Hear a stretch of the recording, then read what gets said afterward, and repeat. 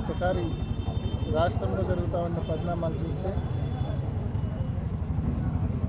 ఎక్కడ ఏ నియోజకవర్గానికి పోయినా మనకు కనిపిస్తూ ఉన్న ప్రధానమైన సమస్యలు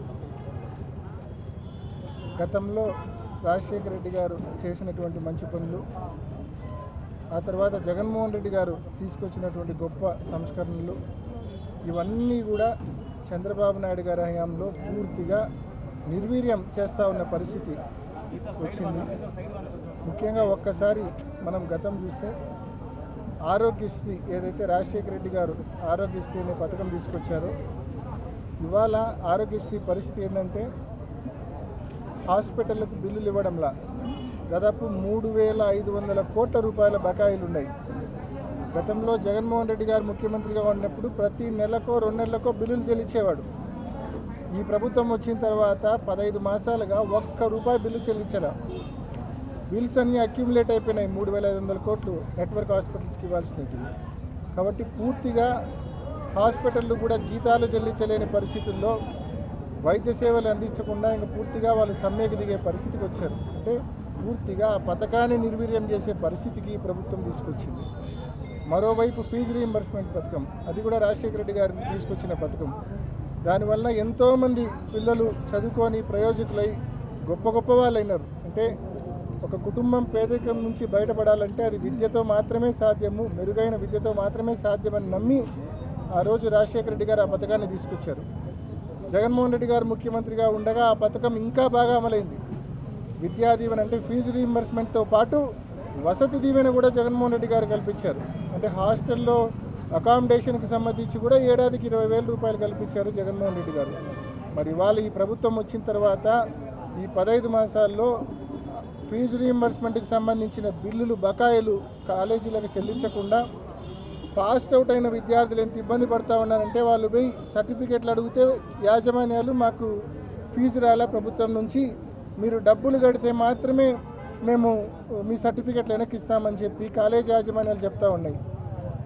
పిల్లలు డబ్బులు చెల్లించలేక వాళ్ళ తల్లిదండ్రులు ఇబ్బంది పడతా అప్పులు చేసి డబ్బులు చెల్లించి మరీ పిల్లల సర్టిఫికేట్లు ఇప్పిస్తూ ఉన్నారు. అంటే లక్షల మంది పిల్లలు డబ్బులు చెల్లించి సర్టిఫికెట్లు తీసుకోవాల్సిన పరిస్థితి.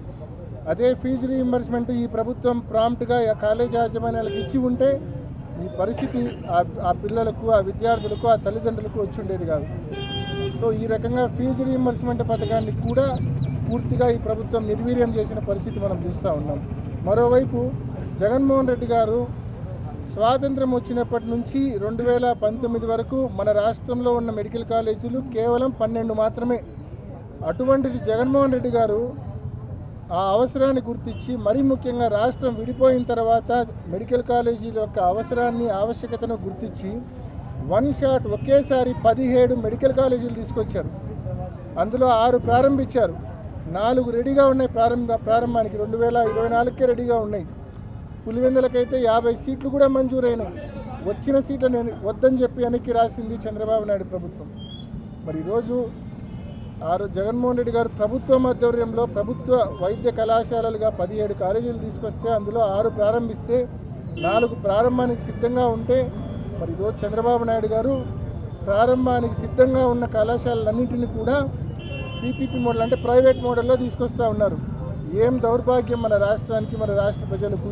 ఈ కూటమి ప్రభుత్వం రావడం వలన ప్రైవేట్ యాజమాన్యాలు తీసుకొస్తే లాభాలను దృష్టిలో పెట్టుకొని ఎంతసేపు ఉన్న వైద్యం జరుగుతుంది తప్ప పేదవాడిని దృష్టిలో పెట్టుకొని వైద్యం జరగదనే విషయం ప్రతి ఒక్కరికి తెలుసు. సీట్లు కూడా అందుబాటులో ఉండవు. పిల్లలు చదువుకోవాలనుకున్నా కూడా వైద్య విద్య ప్రభుత్వ కళాశాలలో చదవడం వేరు, ప్రైవేట్ కళాశాలలో చదవడం వేరు. మరి చంద్రబాబు నాయుడు గారికి 40 ఏళ్ళ అనుభవం ఉండి ఇటువంటి తప్పుడు పని, ఇటువంటి పనికిమాలిన పని ప్రైవేట్ వాళ్ళ చేతిలో ఈ కళాశాలలు కట్టబెట్టి ఒక తప్పుడు పని చేస్తూ ఉన్నారంటే నిజంగా ఏం దౌర్భాగ్యమో మనకని చెప్పి ప్రతి ఒక్కరు కూడా ఆలోచించుకోవాల్సిన అవసరం ఉందని చెప్పి తెలియజేస్తూ ఉన్నారు. మరోవైపు జగన్మోహన్ రెడ్డి గారు గతంలో ఏ సేవలు కావాలన్నా కూడా గ్రామంలో సచివాలయానికి పోతే సచివాలయంలో పిటిషన్ పెడితే దానికి మనకు రెస్పాన్స్ వచ్చేది, ఆ సేవ వర్తించేది. అంటే అది ఏ పథకమైనా, అది పెన్షన్ అయినా, ఇల్లు అయినా, విద్యా దీవెనైనా, వసతి దీవెనైనా, ఏ పథకమైనా మనకు వర్తించేది. రైతు భరోసా అయినా, ఏ పథకమైనా ఆసరా ఏదైనా చేయూత. సో ఈ మాదిరి ఒక సిస్టమ్ ఉండేది. ఇవాళ సచివాలయాల్లో సరిగ్గా పరిపాలన సరిగ్గా లేదు. రైతు భరోసాల్లో ఎటువంటి కార్యకలాపాలు జరగట్లేదు. గతంలో యూరియా డిస్ట్రిబ్యూషన్ అంతా రైతు భరోసాల్లో జరిగేది, ప్రాంప్ట్గా ఉండేది. పోయి ఈరోజు ఇండెంట్ పెడితే 2-3 రోజుల్లో యూరియా వచ్చేది, మనకు ప్రాంప్ట్గా ఎక్కడికక్కడ ఉండేది. ఈరోజు రైతు భరోసాల సిస్టమ్ పూర్తిగా నిర్వీర్యమైపోయింది. కాబట్టి మనం మళ్ళా పాత రోజులు చూస్తున్నాం. విత్తనాలు కావాలన్నా ఎరువులు కావాలన్నా కిలోమీటర్ల క్యూలు ఉండేటివి ఒకప్పుడు. వడదెబ్బకు కొంతమంది రైతులు చనిపోయే వాళ్ళు కూడా పాత రోజుల్లో. మళ్ళా అదే పరిస్థితి ఇవాళ వచ్చింది. అంటే పరిపాలన ఈ ప్రభుత్వానికి ఏమాత్రం చేత కావడం లేదనే విషయం స్పష్టంగా కళ్ళకు కట్టినట్లు కూడా అర్థమవుతా ఉంది. ఇంత ఘోరంగా పరిపాలన అంటే పరిపాలన ఫెయిల్యూర్, పథకాలు ఫెయిల్యూర్. ఉన్న ప్రభుత్వ మెడికల్ కాలేజీలను ప్రైవేట్ పరం చేస్తూ ఉన్నారు. అంటే ఎందుకు ఈ ప్రభుత్వానికి ఓటేసి పరిపాలన పగ్గాలు ఇలా చేతిలో పెట్టామా అని చెప్పి ప్రజలు బాధపడే పరిస్థితికి వచ్చింది ఇవాళ ఈ ప్రభుత్వ పాలన చూసిన తర్వాత. ఇప్పటికైనా ఈ ప్రభుత్వ పెద్దలను మనవి చేస్తూ ఉన్నాం, ఇప్పటికైనా మీ పద్ధతులు మార్చుకోండి. ఫీజు రీయింబర్స్మెంట్ బకాయిలు చెల్లించండి, ఆరోగ్యశ్రీ బకాయిలు చెల్లించండి, ప్రభుత్వ ఆధ్వర్యంలోని మెడికల్ కళాశాలను రన్ చేయండి, ప్రైవేటుకు ఇవ్వాలన్న మీ నిర్ణయాన్ని ఉపసంహరించుకోండి అని చెప్పి ఈ ప్రభుత్వాన్ని కోరుతూ, అదేవిధంగా రైతు భరోసాల్లో మళ్ళా పాత పద్ధతుల్లో విత్తనాలు కానీ ఎరువులు కానీ పంచే దిశగా మళ్ళీ పాత పద్ధతిలో వచ్చే విధంగా చర్యలు తీసుకోమని, ఈ ప్రభుత్వాన్ని పద్ధతులు మార్చుకోమని చెప్పి గట్టిగా హితవు పలుకుతా ఉన్నాం. ఇప్పుడు గతంలో మార్కెట్ ఇంట్రొడక్షన్ చేసేవాళ్ళం.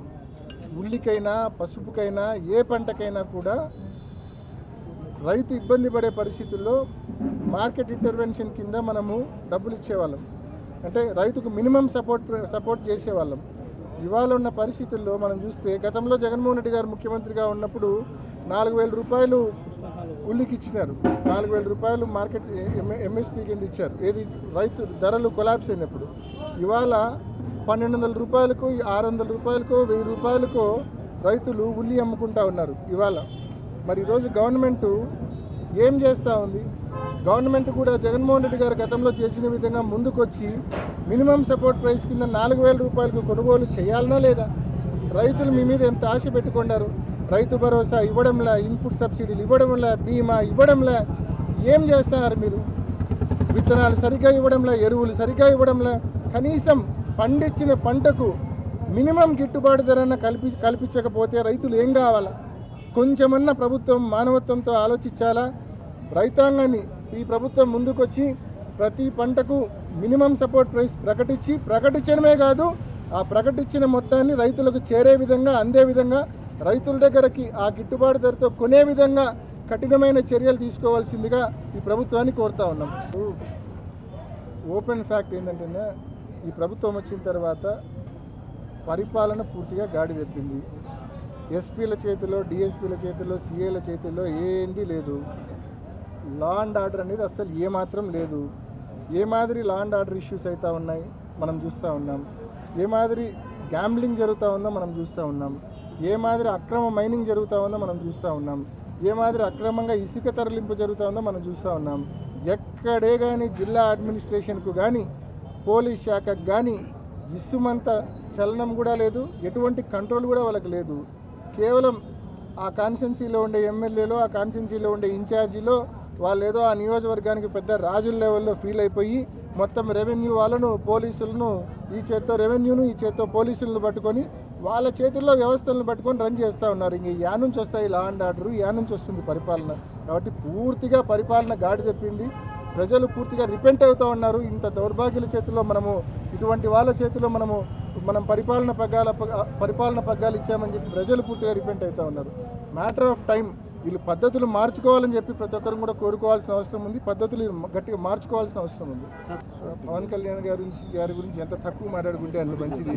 ఎందుకంటే ఆయన కూడా పూర్తిగా ఈ 16 మాసాల్లో చాలా తక్కువగా మాట్లాడినాడు. వీలైనంత ఎక్కువ టైం హైదరాబాద్లో గడుపుతున్నాడు. ఏదో అప్పుడప్పుడు ఏదైనా కలెక్టర్ల సదస్సు, ఏదైనా పబ్లిక్ మీటింగ్ అటు ఉన్నప్పుడు ఒక 20-30 సార్ల కంటే కూడా ఎక్కువ నాకు తెలిసి ఆంధ్రప్రదేశ్ రాష్ట్రంలోకి ఈ 16 మాసాల్లో ఒక 30 రోజుల కంటే ఎక్కువ నాకు తెలిసి ఆంధ్రప్రదేశ్ రాష్ట్రంలో ఆయన పర్యటించిన పరిస్థితి లేదు. ఎక్కువ వేరే రాష్ట్రంలోనే ఉంటున్నాడు. మన ఆయన గురించి మనం ఎక్కువ మాట్లాడుకోవడం కూడా అనవసరమని నేను భావిస్తా ఉన్నా.